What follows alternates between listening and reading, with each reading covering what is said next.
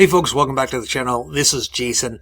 Let's talk a little bit about something I've been doing over the last couple of days that I don't normally do, which is spending some time on social media, TikTok, Instagram, and a couple of other platforms, and kind of looking at what people are saying about port traffic. And I gotta tell you, there's a ton of misinformation out there, okay? So if we're looking at the 10 busiest and largest container ports in the US in 2024, you're looking at number 1 and number 2 are going to be the Port of Los Angeles and Long Beach, which are right next to each other.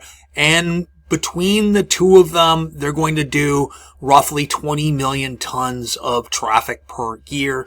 And that was down a little bit in 2024, and it's down a lot right now. And don't let anyone tell you any differently, because I'm going to show you sort of real-time results in terms of how traffic is working through a website that tracks all 286,000 cargo and oil tanker vessels on the sea right now through ACIS and satellite data.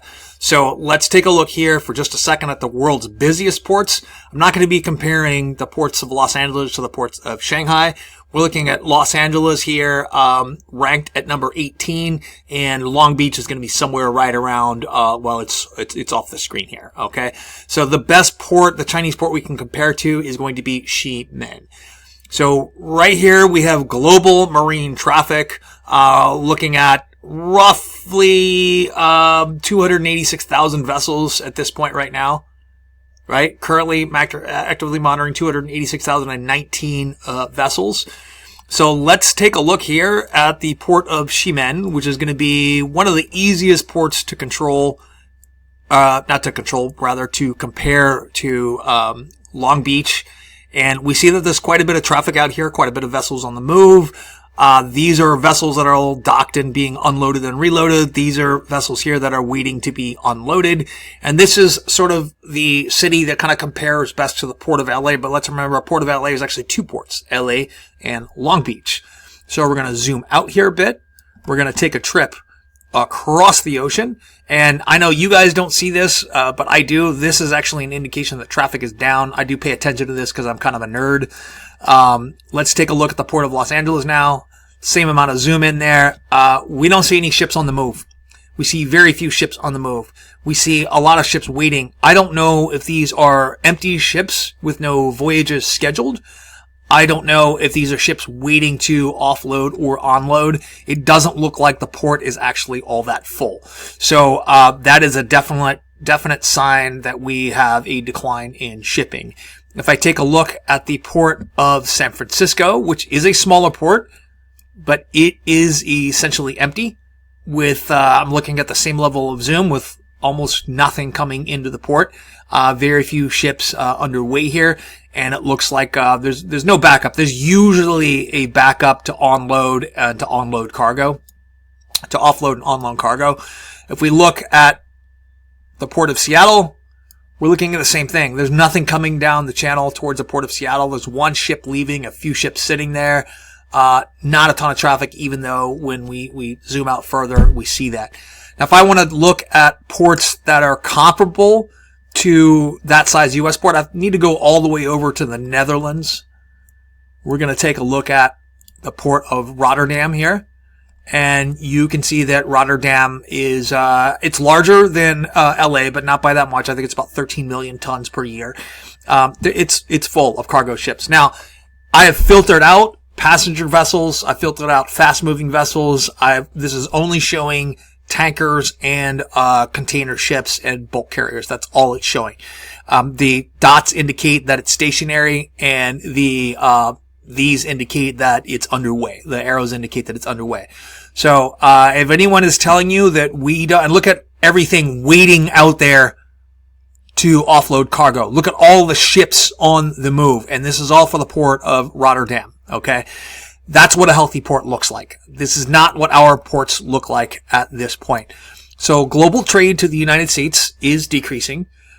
A lot of what we talk about on this channel is stocks, what to invest in, how to invest. What I don't talk about enough is what do you do in an emergency situation? Do you have an emergency fund? Are you prepared for inflation? And how are you going to manage a supply crisis, which is what we're about to have? Prices are going to rise on certain items, and you need to be prepared to substitute or to do without. That is just the bottom line. We have chosen to do this to ourselves by who we elected, and now we're all going to suffer. So businesses are basically paralyzed. They're not making any purchases right now because they don't know what taxes are going to be like. I talked to someone not too long ago who ordered a bunch of packaging material for their coffee company from China beginning of January. It takes 8 to 10 weeks to come from China. It was about $100,000 of material. Once they got it here, there was like a $130,000 tax bill on top of that they had to pay at port in order to get it delivered. They couldn't afford it, and I'm not sure if they can even afford to finance an additional $130,000 tax on top of the $100,000 that they spent on inventory. So I don't know what's going to happen with that business. This is what businesses are going through right now. Stuff that they ordered before tariffs were imposed. Now that it's arriving in port, the price has doubled or tripled because they have to pay an additional tax. That tax goes to the federal government. That tax is going to be passed on to consumers. Don't let anyone tell you any different. The narrative that our ports are fine and the narrative that tariffs aren't going to increase costs here in the U.S. is just a load of BS. It's nothing but propaganda. The other thing is this too, is that for every product that we're not importing right now, we don't necessarily have the ability to reproduce this here. We don't have the factories in place. We don't even have the expertise in place. We don't have the financing in place to do this. This trade war is just the dumbest idea that has ever been attempted in the history of finance in the U.S., and we are all going to pay the price for it. So prepare yourselves now for higher prices in the very near term. This is going to happen over the next 2 to 3 months. When supply is low, prices are going to rise. Companies aren't going to take it easy on you because everyone else is raising prices. They're going to be forced to do this. Anyway, folks, sorry for the negative message today, but have a nice day anyway, and think about what your plans are as far as how you're going to prepare for higher prices. I'll see you next time.